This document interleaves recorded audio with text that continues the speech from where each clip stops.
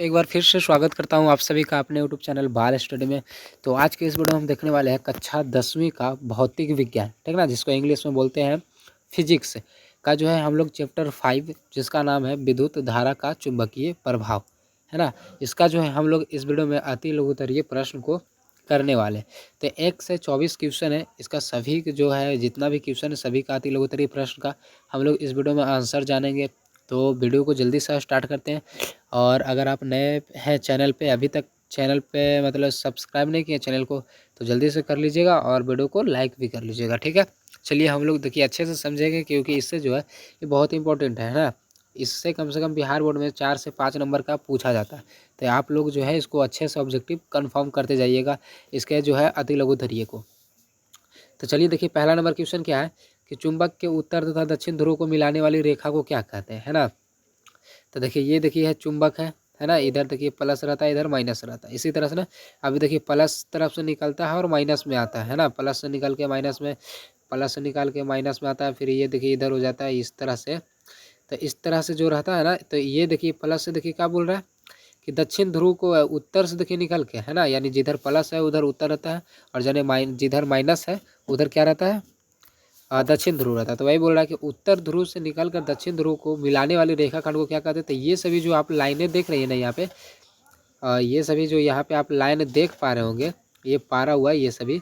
तो ये सभी लाइन को हम लोग बोलते हैं चुंबकीय अक्ष बोलते हैं। क्या बोलते हैं? चुंबकीय अक्ष। तो आप लोग समझ गए होंगे कि हम जो है क्या बोलना चाह रहे हैं। यानी कि ये एक चुंबक है, ये प्लस है, इधर माइनस, तो प्लस से माइनस निकलता है, प्लस से माइनस निकल रहा है, ये जो निकल रहा है ना ये अक्ष, इसी को बोलते हैं हम लोग चुंबकीय अक्ष, ठीक है, समझ गए। चलिए अब दूसरा नंबर क्वेश्चन। दूसरा नंबर क्वेश्चन क्या है कि चुंबक के सिरे के निकट का वह बिंदु जहाँ चुंबक का आकर्षण बल सबसे अधिक होता है उसे क्या कहते हैं। तो ध्रुव कहते हैं। जहाँ पे यानी चुंबक का जो आकर्षण बल सबसे अधिक होता है ना, उसको क्या कहते हैं हम लोग, ध्रुव कहते हैं। तीसरा क्वेश्चन क्या है कि क्या दो चुंबकीय रेखाएं एक दूसरे को काट सकती है। तो नहीं, है ना। देखिए कैसे, देखिए आप लोग बोलिएगा नहीं। देखिए ये मान के चलिए, देखिए चुंबक है ना, ये प्लस है और ये माइनस है। तो बोला चुंबकीय दो रेखाएं, देखिए ये ऐसे इस तरह से गया, तो ये देखिए इसके ऊपर से जाएगा, है ना, और ये देखिए इधर से जाएगा, ये इधर से जाएगा। अब देखिए थोड़ा इधर निकल जाएगा, थोड़ा इधर, इस तरह से जो है क्या हुआ, निकला हुआ रहेगा। ये सब देखो चुंबकीय क्षेत्र रहता है ना। तो ये बोला जा रहा है ना यहाँ पे कि क्या जो मतलब दो चुंबकीय क्षेत्र जो है एक दूसरे को कट सकती है। यानी कि देखिए एक देखिए ऐसे गई है ना, तो क्या एक जो है इसको ऐसे काट सकती है, ऐसे करके, ऐसे करके। देखिए यहाँ पे देखिए कट किया, यहाँ पे कट किया, तो ऐसे कभी नहीं होता, ऐसे कभी नहीं, यानी कि कट कभी नहीं कर सकता। हमेशा देखिए ऐसे सीधे जाएगा, ये अपन लाइन लगाएगा, ये अपना लाइन लगाएगा, ये अपना लाइन लगाएगा, है ना। तो चुंबकीय जो क्षेत्र रेखाएं होते कभी भी एक दूसरे को कट नहीं सकती। आप लोग इसको याद रखिएगा। अब चौथा नंबर क्वेश्चन देखिए क्या है कि चुंबक के निकट लाने पर दिक् सूचक की सुई विक्षेपित क्यों हो जाती है। अब देखिए आप लोग जब पढ़े होंगे चैप्टर में, तो देखिए ये दीप सूचक रहता है यहाँ पे, मान लो चलिए यहाँ पे कुछ लगाया हुआ है ना, एरो के टाइप के, इस तरह से। अब यहाँ पे, अब जैसे ही यहाँ पे चुंबक लाते हैं ना, तो ये एरो जो है इधर उधर होने लगता है ना, इधर उधर होने लगता है। तो क्यों होता है, तो देखिए इसका कारण, इसका उत्तर हो जाएगा कि चुंबक के चारों ओर चुंबकीय क्षेत्र रेखाएं फैली होती है ना। जब सुई को निकट लाया जाता है तो चुंबकीय क्षेत्र द्वारा चुंबकीय बल दिक्सूचक की सुई पर लगता है और वह विक्षेपित हो जाता है। जब चुंबक को, जैसे मान चलिए दिक्सूचक, देखिए इस तरह से मान चलिए कि यहाँ पे दिक्सूचक है ना, यहाँ पे देखिए ये इस तरह से एरो बना हुआ है, ये मान के चलिए। अब यहाँ पे देखिए चुंबक लाए, यहाँ पे प्लस, ये माइनस है ना। अब इस जैसे चुंबक लाए बगल में, तो इसके चारों तरफ से क्या हो रहा है, चुंबकीय क्षेत्र निकल रहा है ना। इसके चारों तरफ से चुंबकीय क्षेत्र निकल रहा है, इधर भी जा रहा है। तो चुंबकीय क्षेत्र के कारण होता है इसमें थोड़ा सा हलचल होता है। क्या होता है? हलचल होता है, जिसके कारण जो है वो क्या होता है, विक्षेपित होता है, ठीक है, समझ गए। चलिए हम लोग 5वां नंबर क्वेश्चन देखते हैं। 5वां नंबर क्वेश्चन क्या है कि ऑस्ट्रेड के प्रयोग में चुंबकीय सुई के विचलन की दिशा किन किन बातों पर निर्भर करती है ना। जो ऑस्ट्रोड है एक वैज्ञानिक है, आप लोग जानते होंगे कि जो चुंबकीय क्षेत्र का जो प्रयोग किए थे उसमें विचलन किन किन दिशा मतलब विचलन की दिशा जो है किन किन बातों पर निर्भर करता है। तो इसका उत्तर हो जाएगा कि धारा की दिशा और चुंबकीय क्षेत्र के स्थान पर, धारा की दिशा और चुंबकीय क्षेत्र के स्थान पर। चलिए अब हम लोग देखते हैं छठा नंबर क्वेश्चन। छठा नंबर क्वेश्चन क्या है, परिनालिका किसे कहते हैं। तो परिनालिका आप लोग जानते होंगे किसे कहते हैं। जब एक लंबे विद्युत रोधित चालक तार को सर्पिल रूप में इस प्रकार लपेटा जाए कि तार के फेरे एक दूसरे से अलग परंतु अगल बगल अगल बगल हो तो इस प्रकार की व्यवस्था को परिनालिका कहते हैं। जैसे देखिए परिनालिका किस तरह से होता है, एक डंडा जैसा इस तरह का रहता है ना। अब इसमें देखिए इस तरह से देखिए लपेटा हुआ रहता है ना, इस तरह से लपेटा हुआ रहता है, इसी को क्या बोलते हैं, परिनालिका बोलते हैं। तो ये 5 नंबर में भी देता है परिनालिका का चित्र पारने के लिए, ठीक ना। तो आप लोग इसको याद रखिएगा, परिनालिका वाला चीज़। ये तो इसका परिभाषा हो गया, हो सकता है 2 नंबर में पूछ दे, तो परिभाषा पूछेगा तो ये आपको जवाब लिखना है। चलिए अब देखते हैं 7वां नंबर क्वेश्चन। 7वां नंबर क्वेश्चन में क्या है कि क्रोड किसे कहते हैं, तो इसका उत्तर हो जाएगा परिनालिका में रखे नर्म लोहे के छड़ को क्रोड कहा जाता है। यानी कि ये जो देखिए ये जो रड है इसके अंदर इसके ऊपर ना ये जो है घूमता है, इसके ऊपर जो चीज़ को जो लपेटा जाता है ना किसी चीज़ को, तो ये जो अंदर में देख रहे हैं ना आप लोग, अंदर में जो इसको जो देख पा रहे हैं यहाँ पे देखिए, यहाँ पे जो अंदर में जो इसको देख पा रहे हैं ना आप, इसी को बोलते हैं क्रोड। इसी को क्या बोलते हैं, क्रोड। तो याद रखिएगा कि परिनालिका में रखे नरम लोहे को ही क्रोड कहते हैं, नरम लोहे को ही क्या कहते हैं, क्रोड।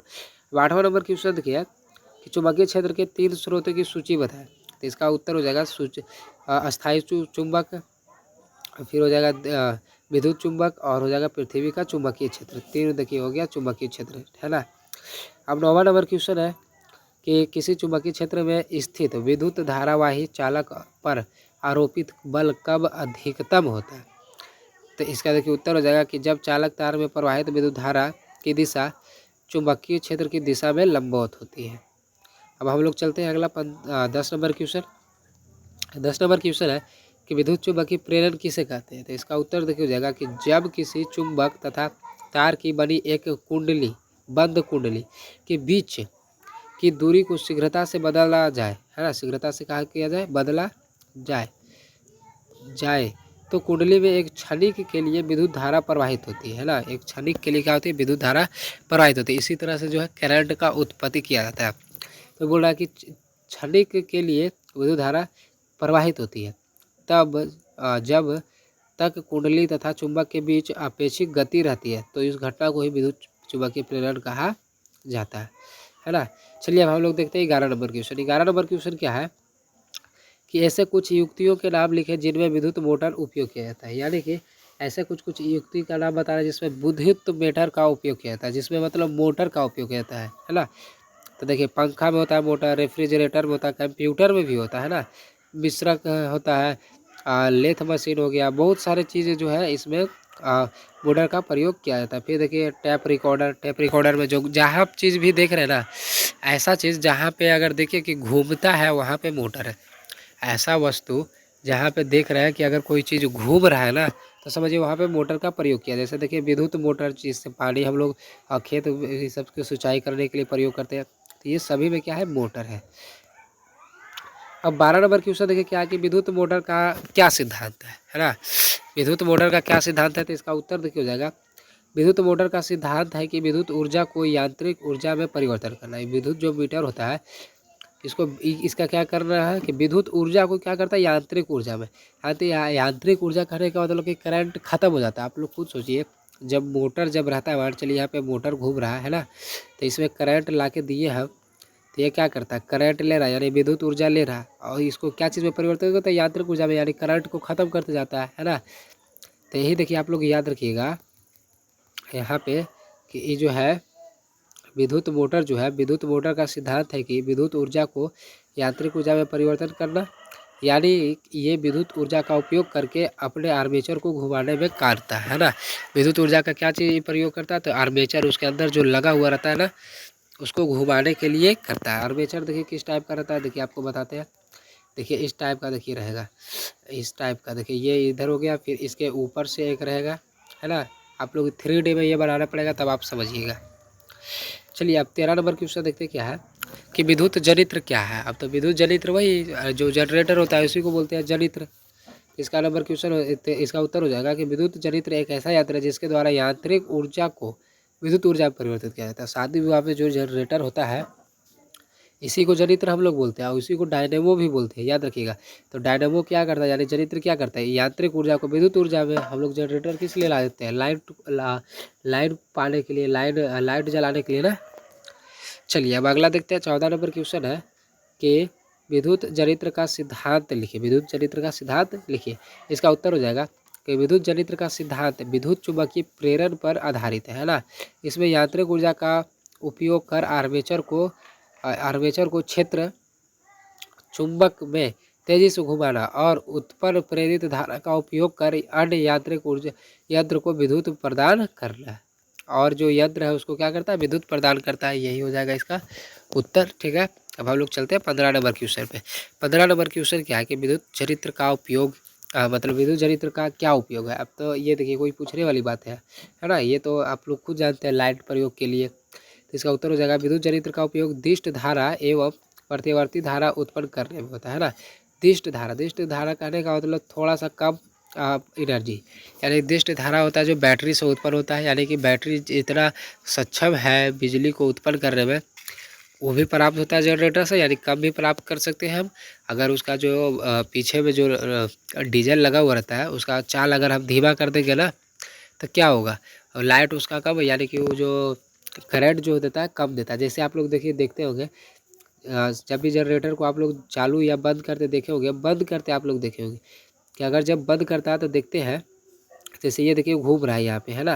अब जैसे ही उसको बंद करता है तो एक बार तो बंद नहीं हो जाता है उसका जो घूमने वाला जो रहता है डीजल में, वो तो धीरे धीरे बंद होता है। तो आप लोग देखते हैं कि लाइट भी जो है ना धीरे धीरे कम होता है। अगर चालू भी करता था देखिए थोड़ा सा पहले जलेगा, फिर उसके बाद तेज, फिर जब पूरा घूमने लगता है ना तो पूरा ही जोर हो जाता है ना। तो ये क्या करता है ना कि दिष्ट धारा और प्रत्यावर्ती धारा उत्पन्न करता है। प्रत्यावर्ती धारा यानी कि बहुत बड़ा लाइन, मतलब बहुत ज़्यादा ही वोल्टेज वाले लाइन, ठीक ना। चलिए अब 16 नंबर क्वेश्चन देखिए क्या है। 16 नंबर क्वेश्चन कि दिष्ट धारा के कुछ स्रोतों के नाम लिखे थे। देखिए दिष्ट धारा मतलब बैटरी, अभी हम बताएं इसको कि दिष्ट धारा यानी जनित्र भी हो जाएगा, कार डायनेमो हो जाएगा, यानी जो मोटर में आती कार में जो मोटर रहता है ना जनित्र रहता है उसको। फिर शुष्क सेल यानी बैटरी हो जाएगा, बटन सेल हो जाएगा इत्यादि स्रोत दिष्ट धारा है। चलिए अब हम लोग देखते हैं 17 नंबर क्वेश्चन। 17 नंबर क्वेश्चन क्या है कि प्रत्यावर्ती विद्युत धारा उत्पन्न करने वाले स्रोतों के नाम लिखे थे। इसका उत्तर हो जाएगा प्रत्यावर्ती धारा जनित्र, तापीय विद्युत संयंत्र, जल विद्युत संयंत्र, नभिकीय ऊर्जा संयंत्र, ये सभी जो है विद्युत धारा प्रत्यावर्ती विद्युत धारा उत्पन्न करते हैं। प्रत्यावर्ती विद्युत धारा कहने का मतलब कि जो हमारे घरों में जो करंट आता है ना, जो 4 लाइन में जो तार जो पोल पे टंगा हुआ रहता है वो होता है प्रत्यावर्ती धारा। इसमें क्या होता है कि बहुत हाई वोल्टेज रहता है तो इसको प्रत्यावर्ती धारा बोलते हैं। और दिष्ट धारा किसको बोलते हैं, तो दिष्ट धारा जो बैटरी से उत्पन्न होता है, यानी कि कम वोल्टेज जो पाया जाता है। चलिए अब हम लोग देखते हैं 18 नंबर क्वेश्चन। 18 नंबर क्वेश्चन देखिए कि विद्युतमय उदासीन तथा भू तारों के विद्युत रोधी आवरण सामान्यतः किस किस रंग के होते हैं। यानी कि विद्युतमय है ना, उदासीन और भू तारों, देखिए तीनों जो है अलग अलग है, आप लोग समझिएगा। विद्युतमय कहने का मतलब जिसमें करंट होता है, जैसे आप लोग जानते हैं ना गर्म तार होता है, ठंडा तार होता है, इस तरह से। तो विद्युतमय कहने का मतलब गर्म तार, और उदासीन कहने का मतलब ठंडा तार। एगो होता है भू तारों, मतलब जो जमीन में जो पहुँचाया जाता है, जो जमीन में पहुँचाया जाता है, किस किस कलर का होता है हमको ये बताना है। तो देखिए इसका उत्तर हो जाएगा कि विद्युतमय तार जो है लाल रंग का होता है, जिसमें जो गर्म तार जो होता है वो लाल रंग का होता है, और उदासीन जिसमें कोई भी मतलब करंट नहीं आता है ना वो काला रंग का होता है, और जो जमीन में जो डाला जाता है भू तार वो हरे रंग का होता है। तो जहाँ पे भी अगर आप लोग देख लीजिएगा कि हरा रंग का तार है तो समझ जाइएगा कि अच्छा ये जमीन में यानी भू तार है। काला रंग का देख लीजिएगा तो समझिएगा कि अच्छा इसमें करंट नहीं होगा, है ना, क्योंकि वो उदासीन है। और जहाँ पे लाल देख लीजिएगा सतर्क हो जाइएगा, क्योंकि नहीं तो फिर मार देगा। तो फिर चलिए 19 नंबर क्वेश्चन देखिए क्या है कि किसी विद्युत परिपथ में लघु पतन कब होता है। लघु पतन मतलब होता है शॉर्ट सर्किट, लघु पतन मतलब शॉर्ट सर्किट विद्युत परिपथ में, यानी विद्युत परिपथ में शॉर्ट सर्किट कब होता है, लघु पतन कब होता है। तो इसका देखिए उत्तर हो जाएगा जब कभी तारों पर लगा विद्युत रोधी परत खराब या क्षतिग्रस्त हो जाता है ना। जब तार है तो तार के अंदर तार के बाहर बाहर तो देखिए कवर लगा हुआ रहता है ना, कवर लगा हुआ रहता है। और जब ये खराब हो जाता है, जब ये क्या हो जाता है, खराब हो जाता है, खराब या क्षतिग्रस्त होता है, यदि तार कहीं से कट जाता है, तार कहीं से कट गया और आपस में संपर्क में आ जाते हैं। और तार में जैसे ये एक जा रहा है, ये एक जा रहा है, यहाँ से कट गया, यहाँ से ये कट गया, ये दोनों आपस में चिपक गया, है ना, चिपक गया। इस तरह से संपर्क में आने से परिपथ का प्रतिरोध शून्य हो जाता है और परिपथ में अधिक धारा प्रवाहित होने लगती है, लघु पतन हो जाता है और लघु पतन हो जाता है। समझ में आया आपको किस तरह से होता है। शॉर्ट सर्किट जब दो तार आपस में सट जाएगा तो शॉर्ट सर्किट तो हो ही जाएगा। चलिए देखते हैं अब हम लोग 20 नंबर क्वेश्चन। 20 नंबर क्वेश्चन क्या है कि भू संपर्क तार का क्या कार्य है। तो भू संपर्क तार यानी जो जमीन से जो सटा हुआ रहता है, जो जमीन में गाड़ा हुआ रहता है ना तार, उसका क्या कार्य है। इसका उत्तर हो जाएगा कि भू संपर्क तार को सुरक्षा की दृष्टि से लगाया जाता है। जब भी विद्युत धारा आवश्यकता से अधिक हो जाता है तो यह भू संपर्क तार धारा को भूमि के अंदर ले जाया जाता है, धारा को संतुलित करता है ना। जब वोल्टेज जब ज़्यादा हो जाता है तो देखते हैं कि क्या कहता है, एक जो है अर्थिंग जोड़ा जाता है, जिसको अर्थिंग हम लोग बोलते हैं। भू संपर्क तार को अर्थिंग भी हम लोग बोलते थे। एक अर्थिंग जोड़ा जाता है क्यों, क्योंकि ज़्यादा जब वोल्टेज रहता है ना तो उसको क्या कुछ घर में प्रॉब्लम ना हो जाए, जिसके चलते अर्थिंग जोड़ा जाता है। ताकि अगर मान चलिए इधर से देखिए बहुत तेज़ जब आ रहा है वोल्टेज है ना, अब एक तार 2 तार से आता है लाइन, तो 2 तार हम एक यहाँ से लाए, मान चलिए देखिए 4 लाइन है, सॉरी इसको रुकिए, ये देखिए हट गया। अब यहाँ से फिगर मारते हैं। देखिए ये मान चलिए 4 तार है पॉल पर का है ना। अब यहाँ पे हमारा घर है ना। तो देखिए अब ये जो है ये आप लोग तो जानते हैं कि नीचे वाला जो है उदासीन होता है, निचला में जो निचला जो वायर होता है, तार होता है पॉल पे, उस वो उदासीन होता है। कहने का मतलब उसमें करंट नहीं होता है। अब क्या करेंगे कि नीचे वाला में क्या करेंगे, हम नहीं कुछ जोड़ेंगे। ऊपर वाला में से तीनों में मान के चलिए हम ऊपर वाला में तीनों जो होता है गर्म तार होता है ना, तो ऊपर वाला से देखिए हम लेके चल आए।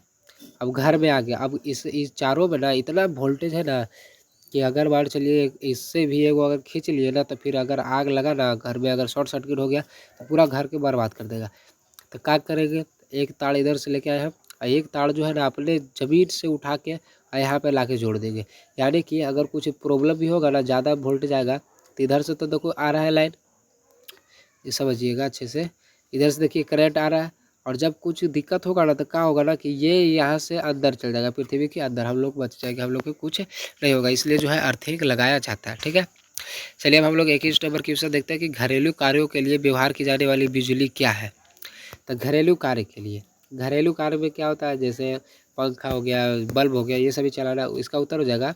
देखिए समझिएगा, इससे देखिए ऑब्जेक्टिव बहुत सारा पूछा जाता है।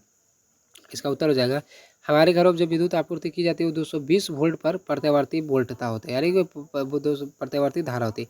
तो ये ऑब्जेक्टिव पता ना कितना बार पूछा जा चुका है कि हमारे घरों में जब विद्युत आपूर्ति की जाती है वो कितने वोल्ट का होता है, ठीक ना। तो 220 वोल्ट का प्रत्यावर्ती धारा होता है। क्या होता है, 220 वोल्ट का प्रत्यावर्ती धारा, जिसका ध्रुवता प्रत्येक सेकंड में 100 बार परिवर्तित होती है ना। यानी इसकी आवृत्ति 50 हर्ट्ज होता है। तो पूछा जाता है कि भारत में जो विद्युत आपूर्ति की जाती है वो कितने हर्ट्ज का होता है। तो याद रखिएगा 50 हर्ट्ज का। ये ऑब्जेक्टिव बहुत बार ही पूछा जा चुका है, और कंपटीशन में जब अगर आप लोग तैयारी करने जाइएगा तो वहाँ भी सब पीछा नहीं छोड़ता है। इसे मेन लाइन पावर कहा जाता है, और जिन तारों द्वारा यह आपूर्ति होती है उन्हें वेव्स कहते हैं। वेव्स में प्रायः 4 तार होते हैं, है ना। वेव्स जो हमारे गांव में जो पॉल पे आते हैं तार, है ना, 4 तार आते हैं, उसको क्या कहते हैं, वेव्स कहते हैं। आप लोग याद रखिएगा उसको क्या कहते हैं, वेव्स कहते हैं। वेव्स में प्रायः सॉरी किधर गया, उन्हें वेव्स कहते हैं। वेव्स में प्रायः 2 तार होते हैं, एक 5A का, दूसरा 15A का, और तीसरा जो है सॉरी सॉरी सॉरी सॉरी यहाँ पे गड़बड़ा रहा है थोड़ा सा, अच्छे से पहले बैठ जाते हैं यहाँ पे, दिक्कत हो रहा है हमको बैठने में। चलिए अब देखते हैं। देखिए वेव्स में प्रायः 2 तार होते हैं ना, एक 5 एम्पियर का होता है, दूसरा 15 एम्पियर का होता है। अब देखिए क्या 5 एम्पियर वाले के देखिए क्या काम है, जो देखिए आप लोग समझिएगा यहाँ पे कि 5 एम्पियर वाले घर को घरेलू लाइन तथा 15 एम्पियर वाले को पावर लाइन कहते हैं। हमारे घरों में जिस उपकरण को जितना धारा की मात्रा चाहिए वह उसका उपयोग करता है ना। चलिए अब हम लोग चलते हैं अगला नंबर क्वेश्चन। यहाँ आप लोग समझ चुके होंगे, यहाँ पे देखिए कि एक 5 एम्पियर का होता है, एक 15 एम्पियर का, यानी जो है जहाँ पे जो है पावर हाउस है ना, पावर हाउस से 2 तार निकलता है, एक 5 एम्पियर का, एक 15 एम्पियर का, एक 5 एम्पियर का, एक 15 एम्पियर का। अब जो जिसका जहाँ पे आवश्यकता होता है वो तार वहाँ पे पहुँचाया जाता है, ठीक है। चलिए अब हम लोग 22 नंबर क्वेश्चन देखते हैं। बहुत आसान क्वेश्चन है कि घरों के विद्युत परिपथ में विद्युत उपकरण किस क्रम में जोड़े जाते हैं। तो समांतर क्रम में जोड़े जाते हैं। किस क्रम में जोड़े जाते हैं, समांतर क्रम में। कहने का मतलब देखिए समांतर क्रम कहने का मतलब देखिए यहाँ से देखिए बोर्ड है ना, ये मान के चलिए बोर्ड है, ये स्विच है, ये स्विच है, ये स्विच है ना। अब देखिए यहाँ पे बल्ब है, यहाँ पे पंखा, तो क्या करेंगे हम लोग, एक ही स्विच से लाएंगे, और देखिए एक ही स्विच से लाएंगे, यहाँ पे बल्ब में जोड़ दिए तार, अब ये बल्ब से ही पंखा में लेके चल जाते हैं, नहीं नहीं ना करते हैं ऐसे, इस तरह से नहीं करते। अगर ये इस तरह से जब करते हैं ना तो इसको श्रेणी क्रम बोलते हैं। समांतर क्रम किसको बोलते हैं कि देखिए यहाँ से एक स्विच बल्ब के लिए आ गया, अब यहीं से एक स्विच देखिए देंगे क्या, पंखा के लिए। अब दूसरा कुछ अगर है तो उसको भी देंगे एक स्विच, मान चलिए एक और बल्ब है तो उसको भी एक अलग स्विच देंगे। इसका मतलब हुआ कि यानी इसको समांतर क्रम में जोड़ा जाता है ना, सभी जो है वो क्या इसको बोलते हैं, बोर्ड से होकर जाता है, तो ये समांतर क्रम में होता है ना। अब देखिए 23 नंबर क्वेश्चन क्या हो जाएगा कि मुख्य धारा में वोल्टता का अधिकतम मान जिसके लिए फ्यूज पिघल जाता है वह फ्यूज के लिए वह फ्यूज के किस गुण पर निर्धारित करता है, फ्यूज फ्यूज की क्षमता पे, ये हो जाएगा। अब 24 नंबर क्वेश्चन देखिए कि क्या मैक्सवेल के दक्षिण हस्त नियम में मुट्ठी की अंगुलियों की दिशा चुंबकीय क्षेत्र की दिशा को प्रदर्शित करता था। हाँ, चुंबकीय क्षेत्र बता रहा था। ये जो अंगूठा है जैसे मान चलिए देखिए कैसे पा रहे उंगली, देखिए ये हो गया उंगली, ये हो गया 4 उंगली हो गया, ये अंगूठा। तो अंगूठा जो है क्या चीज़ बता रहा था, तो चुंबकीय क्षेत्र की दिशा बता रहा था, है ना। अंगूठा जो है क्या बता रहा था, चुंबकीय क्षेत्र की दिशा बता रहा था। तो ये हो जाएगा 24 का उत्तर हो जाएगा, है ना। तो आप लोग आशा करते हैं कि समझ में आ गया होगा। अगर समझ में आ गया होगा तो वीडियो को लाइक जरूर कर दीजिएगा, ठीक है, और चैनल को सब्सक्राइब कर दीजिएगा, ठीक है। मिलते हैं अगले वीडियो में, तब तक के लिए जय हिंद जय भारत।